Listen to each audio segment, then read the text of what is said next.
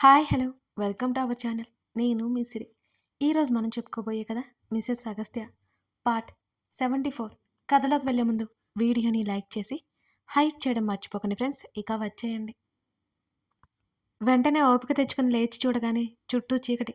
పైకి లేచి పరిగెడదామని వెనక్కి తిరిగేలోపు నా వెనకే ఉన్నాడు. ఒక్కసారిగా నా గుండె అదిరిపోయింది. ఒక్కొక్క అడుగు వెనక్కి వేస్తుంటే రాక్షసంగా నవ్వుతూ నా వైపుకి రాసాగాడు. Please leave me.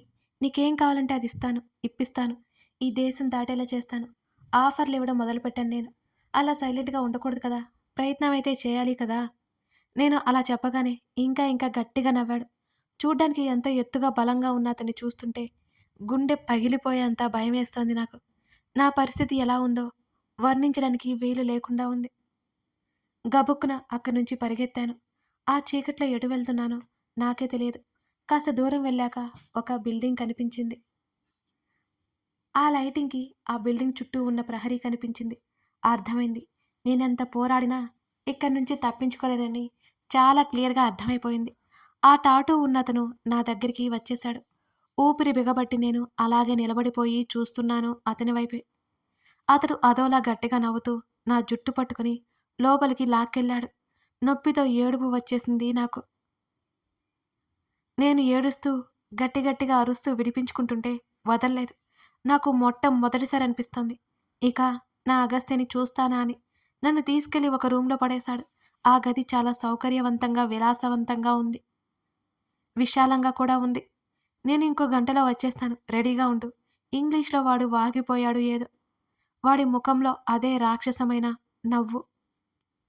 అతను వెళ్ళగానే డోర్ లాక్ చేశాను. వెంటనే పాకెట్ తడుముకున్నాను. ఫోన్ కనిపించలేదు. అప్పటి వరకు ఏదో చిన్న ఆశ నిలువునా నీరైపోయింది. అలాగే తలుపుకి ఆనుకుని కూర్చుని చేతుల్లో ముఖం దాచుకున్నాను. అసలు అగస్త్యకి నేను ఎక్కడున్నానో కూడా తెలియదు. నాకేం చేయాలో అర్థం కావడం లేదు. పూర్తిగా చిక్కుకుపోయినట్టే అనిపించింది నాకు. ఎంత ఏడ్చినా గొంతు నొప్పి తప్ప ఉపయోగమే లేదు. కళ్ళు తిరుగుతున్నట్లుగా అనిపించింది. అలాగే కళ్ళు మూసుకుని అక్కడే పడి ఉన్నాను నేను. ఎప్పుడు స్పృహ తప్పిపోయానో నాకే తెలియదు. నేను కళ్ళు తెరిచి చూసేసరికి తెల్లవారినట్టు ఆ గది అంతా వెలుగుతో నిండిపోయి ఉంది. ఇన్ని గంటలు అయినా అగస్త్య ఇంకా రాలేదు అంటే నేను ఎక్కడ ఉన్నానో తనకి తెలియదు అని అర్థమైపోయింది నాకు. ఇంత ప్రశాంతంగా ఉన్న మా లైఫ్‌లో సడన్‌గా సునామీలాగా ఈ డేవిడ్ ఎందుకొచ్చాడో?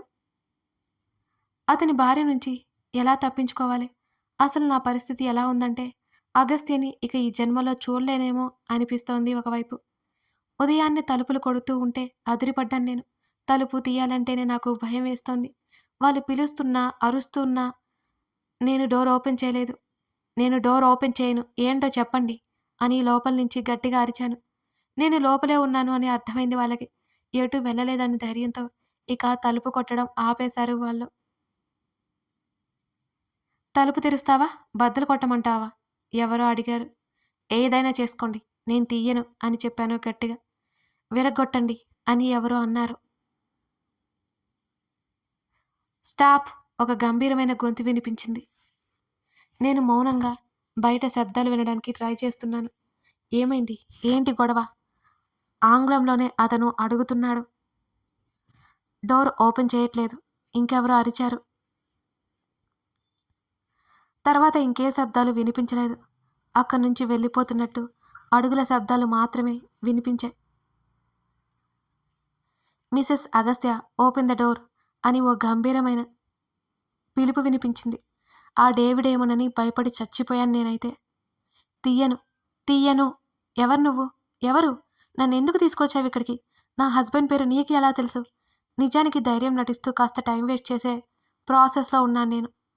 అంతేకాకుండా ఎదుటివాడు ఎలాంటివాడో తెలుసుకునేందుకు ఒకందుకు మంచిది. I am David. I will talk to you అనగానే నా గుండె పొట్టలోకి జారిపోయింది ఒక్కసారిగా. నేను సైలెంట్ అయిపోయాను. మిసెస్ అగస్త్య గట్టిగా పిలిచాడు. నన్నేం నన్నేం చేయకు. ప్రామిస్ చేస్తే నేను బయటకొస్తాను. లోపల నుంచి గట్టిగా అరిచాను. ఏమనుకున్నాడో ఏమో. మరో 2 నిమిషాల తర్వాత ఓకే నిన్నేం చేయను అని అన్నాడు. ప్రామిస్? ఆ! ప్రామిస్. అతనెందుకో నవ్వుతున్నట్టుగా అనిపించింది. నువ్వు డాన్వి అని విన్నాను. అబద్ధం అవ్వడానని గ్యారెంటీ ఏంటి? అని అడిగాను నేను. మిసెస్ అగస్త్య, నేను తలుచుకుంటే ఈ తలుపు ఇప్పుడే బద్దలు కొట్టేసి నిన్ను బయటికి రప్పించగలను. కానీ అలా చెయ్యట్లేదు అంటే నేను చెప్పింది నిజమే అనే కదా అర్థం అని అన్నాడు డేవిడ్. ఈ లాజిక్ సరిగ్గానే అనిపించింది నాకు కూడా. మెల్లిగా తలుపు తెరిచాను. నా ఎదురుగా భారీగా ఉన్న వ్యక్తి చూడగానే కాస్త వెనక్కి తగ్గాను. హైట్, వెయిట్, రంగు బాగానే తగలడ్డాడు. డేవిడ్ అంటే 40 ఏళ్లుంటాయేమో అనుకున్నాను. కానీ వయసు అంతగా ఉందని నాకు అనిపించలేదు. చక్కగా ఈ వయసులో పెళ్లి చేసుకుని పిల్లలతో ఉండక ఇదంతా అవసరమైతే గానికి ఏం పోయే కాలం వచ్చింది వీళ్ళకి లోపల అనుకుంటూ అతని వైపు గుర్రుగా చూశాను నేను. కమ్ మిస్సెస్ అగస్త్య అంటూ చేతిని చూపిస్తూ ముందుకి నడిచాడు డేవిడ్. అతన్ని గమనిస్తూ వెనకే నడిచాను. అతని మెడ మీద టాటూ కనిపించింది. అతని అరచేతులు వెనక భాగం మీద టాటూలు. బాబోయ్! వీళ్ళకి వేరే పని లేదనుకుంటా. కొంచెం దూరం వెళ్ళగానే మెట్లు కనిపించాయి. నేను అక్కడ ఆగిపోయాను. మెట్ల మీద కూడా చాలామంది మనుషులున్నారు. డేవిడ్ ముందుకు వెళ్తూ వెనక్కి తిరిగి చూశాడు. నేను భయంగా అందర్నీ చూస్తున్నాను. అతను రమ్మన్నట్టు చూశాడు. ఆయన నాకేంటి ఇంత మర్యాద ఇస్తున్నాడితను? అంత కూల్గా మాట్లాడుతున్నాడేంటి? నాకెందుకో తేడా కొట్టింది అతన్ని చూస్తుంటే. మెల్లిగా అడుగు వేసుకుంటూ అతని వెంట కిందకి దిగాను. నేను అప్పటి వరకు ఉంది ఎక్కడో పైన ఉన్న ఫ్లోర్లో. ఇప్పుడు కేవలం మరో కింద ఫ్లోర్కి వచ్చాము అంతే. ఇంకా చాలా ఉన్నాయి. డేవిడ్ వెళ్ళి నేరుగా సోఫాలో కూర్చున్నాడు. ఆ ఏరియాలో 10 మంది అతని మనుషులున్నారు. అందరూ నల్ల బట్టలు వేసుకొని చేతిలో గన్స్ పట్టుకుని ఉన్నారు. వాళ్ళని చూడగానే నాకైతే వెన్నులో వణుకొచ్చింది. అతను కూర్చోమండంతో నేను భయంగానే సింగిల్ సీటర్లో కూలబడ్డాను. మీ హబ్బీతో మాట్లాడతావా అని అడిగాడు డేవిడ్. నాకెందుకో తేడా కొట్టింది. అతని వైపు అనుమానంగా చూశాను నేను. అతను తన గార్డ్ వైపు చూడగానే ఫోన్ తీసుకొచ్చి అక్కడి నుంచి అందరూ వెళ్ళిపోయారు. ఫోన్ నా వైపుకి విసిరాడు. నా అనుమానం ఇంకా పోలేదు. మెల్లిగా ఫోన్ చేతిలోకి తీసుకుని అగస్త్య నెంబర్కి డైల్ చేశాను నేను. కొన్ని రింగుల తర్వాత కాల్ లిఫ్ట్ చేశాడు అగస్త్య. హలో. తన స్వరం నూతిలో నుంచి వచ్చినట్టుగా ఉంది. రావణ్, రావణ్ నేను అన్నాను ఏడ్చేస్తూ. సెనోరిటా, తన గొంతులో ఆదుర్ద కనబడుతోంది నాకు. అవును నేనే. ఇక్కడ ఇక్కడ నేను క్షేమంగానే ఉన్నాను. నువ్వెక్కడున్నావు అని అడుగుతుండగానే నా చేతిలో ఉన్న ఫోన్ లాగేసుకున్నాడు David. Hello mister Agastya. Phone speaker on చేసి మరీ పిలిచాడు. ఏయ్, I will kill you, I will kill you idiot అని అగస్త్య గట్టిగా అరిచాడు. నువ్వు అరవకూడదు మిస్టర్. నీ వైఫ్ ఇప్పుడు నా దగ్గర ఉంది. నేను ఏదైనా చేయొచ్చు. డేవిడ్ అలా మాట్లాడుతుంటే నా వెన్నులో వణుకు మొదలైపోయింది. నువ్వు ఎక్కడున్నావో తెలియాలి నాకు. అప్పుడు చెప్తాను నీ పని. అగస్త్య చాలా చాలా కోపంగా అన్నాడు. డేవిడ్ గట్టిగా నవ్వాడు. అగస్త్య సైలెంట్ అయిపోయాడు ఆ నవ్వుకి. ప్రపంచం మొత్తం వెతికినా నీ వైఫ్ని కనిపెట్టలేవు అని ఇంకా గట్టిగా నవ్వాడు డేవిడ్. తనకేమైనా అయితే మరో నిమిషం నువ్వు చస్తావు. అగస్త్య గొంతు చాలా చాలా కోపంగా వినిపించింది. భయపడుతున్నావా మిస్టర్ అగస్త్య? నువ్వు భయపడ్డం ఇప్పుడే చూస్తున్నాను. వైఫ్ అంటే బాగానే ప్రేముందన్నమాట అని అదే నవ్వుతో కంటిన్యూ చేశాడు డేవిడ్. నీ ప్రాబ్లం నాతో. అంతేగాని నిస్సహాయరాలైన ఒక అమ్మాయి మిని తీసుకెళ్ళి బెదిరిస్తున్నావు నువ్వు. షై అనిపించడం లేదా మిస్టర్ డేవిడ్? ఈసారి అగస్త్య సన్నటి నవ్వు. నన్ను రెచ్చగొడితే నీకే లాస్ అన్నాడు డేవిడ్. ఉన్నదన్నట్టు చెప్తే ఎవరికైనా కోపం వస్తుంది మిస్టర్. ఈసారి అగస్త్య పొగరుగా అన్నాడు. మరేం చేయను? నీ మీద నాకున్న పగ తీర్చుకోవాలి కదా. దానికోసం ఏదో ఒకటి చేయాలి కదా అని డేవిడ్ అన్నాడు. అంటే నువ్వు చేతగాని వాడివని ఒప్పుకుంటున్నావన్నమాట.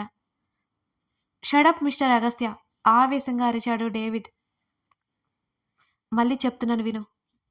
తనకి ఏమైనా అయితే నీ సామ్రాజ్యం మొత్తం కూలిపోతుంది. తనకు చిన్న హాని జరిగినా నేను బేర్ చేయను. చాలా అంటే చాలా గట్టిగా వార్నింగ్ ఇచ్చాడు అగస్త్య. ఇప్పుడే చంపేస్తా, ఏం చేస్తావో చూస్తా అని టక్కున కాల్ కట్ చేశాడు డేవిడ్. ఏయ్ ఆగు, నన్ను మాట్లాడనివ్వు అని నేను అరుస్తున్నా సరే నా వైపు చూసి నవ్వాడు. నువ్వు నన్ను ఎలాగో చంపేస్తావు కదా, ఒకసారి తనతో మాట్లాడతాను ప్లీజ్, నేను బ్రతిమాలాను. అప్పటికే నా కళ్ళల్లో నుంచి నీళ్లు సుడులు తిరుగుతున్నా. అరెరే, నిన్నేం చేయను అని మాట ఇచ్చాను కదా, don't worry. Don't cry Mrs Agastya అన్నాడు నవ్వుతూ. నేను ఆశ్చర్యంగా చూశాను డేవిడ్ వైపు.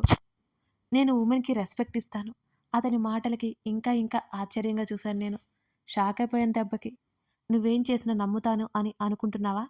రాత్రి నన్ను ఎలా తీసుకొచ్చారో గుర్తుకొచ్చి ఏడుపొచ్చేస్తుంది నాకు. ఒక ఆడపిల్లను అని కూడా చూడకుండా నా జుట్టు పట్టి లాక్కొచ్చారు మీ వాళ్ళు. నువ్వే చెప్పాలి ఇలా అని ఆవేశంగా అరిచాను. అంతేకాకుండా ఒక లేడీ కానిస్టేబుల్ని కాల్చి పడేశారు. అసలు అసలు ఆవిడ ప్రాణాలతో ఉందో లేదో. అలాంటి అలాంటి మీరు ఆడవాళ్ళకి గౌరవం ఇవ్వడం అంటే నమ్మేలా ఉందా అని ఇంకా ఇంకా ఆవేశంగా అరుస్తూ ఒకవైపు ఏడుస్తుంటే, స్టాప్ ఇట్ మిసెస్ అగస్త్య అని అన్నారు అతను చాలా కోపంగా. వెంటనే విలియమ్స్ అంటూ గట్టిగా అరిచాడు డేవిడ్. మరో 2 నిమిషాలకి ఒక వ్యక్తి పైకి వచ్చాడు. అతను ఎవరో కాదు, ముఖానికి సగం టాటూలు ఉన్న వ్యక్తి. నన్ను తీసుకొచ్చిన వ్యక్తి. అతన్ని చూడగానే ఒక క్షణం నా గుండె అదిరిపడింది. నేను చెప్పింది నిజమేనా అని అతన్ని అడుగుతున్నాడు. అతను తల వంచుకొని అవును అన్నట్టుగా తల ఊపాడు. నా ముందే స్నేక్ టాటూ ఉన్న అతని డేవిడ్ చెంప పగిలేలా గట్టిగా కొట్టాడు. అతని చెంప మీద చెయ్యి పెట్టుకొని మౌనంగా నిలబడ్డాడు. నేను ఆశ్చర్యంగా కుర్చీలో నుంచి పైకి లేచాను. నాకు సారీ చెప్పమని అరిచాడు డేవిడ్. విలియమ్స్ నాకు సారీ చెప్పి మౌనంగా నిలబడ్డాడు. లేడీస్కి రెస్పెక్ట్ ఇవ్వమని ఎన్నిసార్లు చెప్పాలి అని గట్టిగా అరిచాడు డేవిడ్.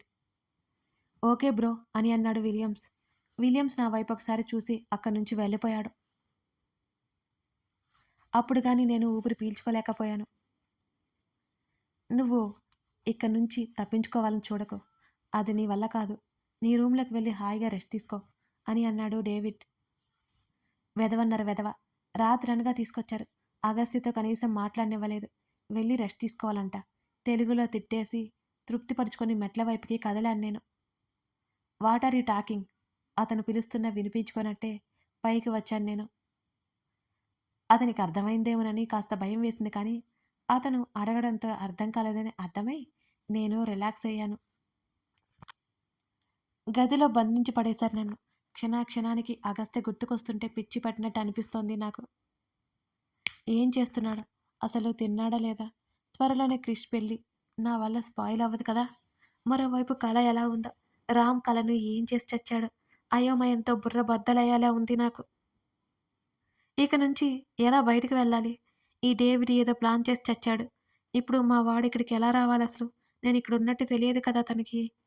ఆఖరికి కళ్ళు తిరిగిపోతున్నాయి నాకు. అక్కడ అగస్త్య కూడా నాలాగే ఉంటాడేమో కదా అనిపించింది. నిజంగానే ఈ డేవిడ్కి ఆ అమ్మాయిల మీద రెస్పెక్ట్ ఉండి ఉంటుందా? ఉంటే ఏదో ఒక మాయ మాటలు చెప్పి తప్పించుకోవచ్చు. తెగ చించసాగాను నేను. కాసేపటికి తలుపు కొట్టిన శబ్దం వినిపిస్తుంటే తలుపు తెరిచాను నేను. నాకు కావలసిన బట్టలు, వస్తువులు అన్నీ ఇచ్చారు. నాకు అక్కర్లేదు. అతని ముఖం మీదే తలుపేశాను నేను. మరో అరగంట తర్వాత భోజనం కూడా వచ్చింది. తీసుకొచ్చిచ్చారు. అది కూడా వద్దు అని పంపేశాను నేను. అలాగే ఉండిపోయాను. ఆ రాత్రి వరకు ఏం తినలేదు నేను. ఎప్పుడో లేనిది అలా ఉండడంతో నాకు కళ్ళు బాగా తిరుగుతున్నాయి. అగస్త్య నాతో లేని క్షణక్షణం కన్నీరు ఉప్పొంగుతోంది. తనతో ఉంటే అన్ని ఆనందాలను నా చెంతనే ఉంచుతాడు. ఇప్పుడు తను నా పక్కన లేడు. నా కళ్ళతోనే దిండు తడిచిపోయింది. ఆ రోజు సాయంత్రం 7 గంటలకు తలుపు కొట్టిన శబ్దం వినిపిస్తుంటే కష్టంగా లేచి తలుపు తెరిచాను నేను. ఎదురుగా డేవిడ్ కనిపించాడు నాకు. డిన్నర్ చేద్దాంరా అని పిలిచాడు డేవిడ్. నాకొద్దు అని చెప్పాను నేను. చెప్పింది చేయకపోతే చంపేస్తాను. చంపేసుకో అన్నాను ఏమాత్రం తగ్గకుండా నేను. నిన్ను ఇక్కడికి నుంచి పంపించడం అయితే కుదరదు. తిన్నావంటే 4 రోజులైనా బ్రతుకుతావు అని అన్నాడు అతను. వద్దు అని చెప్పాను కదా. తమరు వెళ్ళండి అన్నాను నేను గట్టిగా. Are you crazy? ఎందుకు తినట్లేదు నువ్వు అని అడిగాడు డేవిడ్. అక్కడ నా భర్త నా కోసం నిద్రాహారాలు మానేసి ఉండి ఉంటాడు. ఇక్కడ నేను ఎలా తినగలను అని అడిగాను నేను. అయితే ఏం చేయాలి అని అడిగాడు. ఒకసారి ఫోన్ చేయాలి అన్నాను. డేవిడ్ నా వైపు కళ్ళు చిన్నవి చేసి చూశాడు ఆ మాటకి. నేను అదర్లేదు బెదర్లేదు. అయినా నేను తినకపోతే నీకేంటి నష్టం? నేను తినక చస్తే నా మొగుడు నిన్నేమైనా చేస్తాడని భయమా? నా మాటలకి చురుగ్గా చూశాడు డేవిడ్. మన ఇగో సాటిస్ఫై చేసుకుంటుంటే ఆ ఫీల్ ఉంటుంది చూశారు? ఆహా! ఇప్పుడు నేను అదే అనుభవిస్తున్నాను. కథ కొనసాగుతోంది. శ్రీధ మాటలకి డేవిడ్ ఎలా రియాక్ట్ అవ్వబోతున్నాడు? శ్రీధని అగస్త్య కనిపెట్టగలడా? శ్రీధ ఎక్కడుందో తెలుసుకుని అక్కడికి రాగలడా? శ్రీధ డేవిడ్ నుంచి ఎలా తప్పించుకుంటుంది? అసలు ఈ డేవిడ్ కథ ఏంటి? ఇవన్నీ తెలియాలి అంటే పూర్తిగా మిసెస్ అగస్త్య స్టోరీని చూడాల్సిందే. కథ నచ్చితే లైక్ చేసి కామెంట్ చేయడం మర్చిపోకండి friends. Thank you for watching this video.